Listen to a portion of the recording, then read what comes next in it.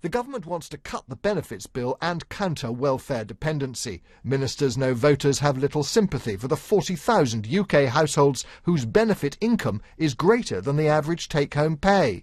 It may not save much, but the government believes its cap sends a message and goes down well with the public. Do the cleaning jobs, go clean the toilet. There is jobs there, people just don't want to do it. So if you've got to cap someone's benefits to get them to get up and go get work, that's what you've got to do. I don't think they should give them more because they should go out to work if they're able. Theoretically, I think, yes, it's probably a good idea, but I can see places where you do have to have exceptions. Initially, the cap will operate in parts of London before being rolled out across England, Scotland and Wales in September. Northern Ireland is expected to follow later. 40,000 households will be affected. Half of those have 4 or more children and half are headed by a single parent. The cap doesn't affect pensioners, people on disability benefits or those working more than 16 hours a week. The best way out of the benefit cap is to get into work, and there's plenty of support there to help people move into work. But I think it's also about ensuring that people in work and people out of work face the same choices. I mean, the benefit cap is set at £500 a week. That's the average take-home pay for a working family.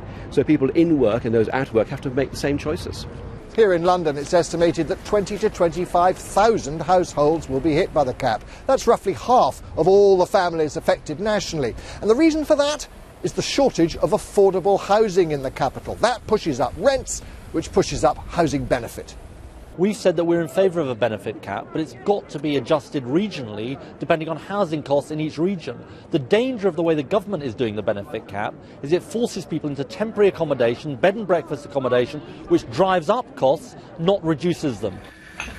An unemployed single parent with 3 children, Sarah lives in Croydon, one of the London boroughs where the cap came in today. Her housing benefit, which had made up nearly half of all her welfare payments because of high rents, has been cut by £90 a week.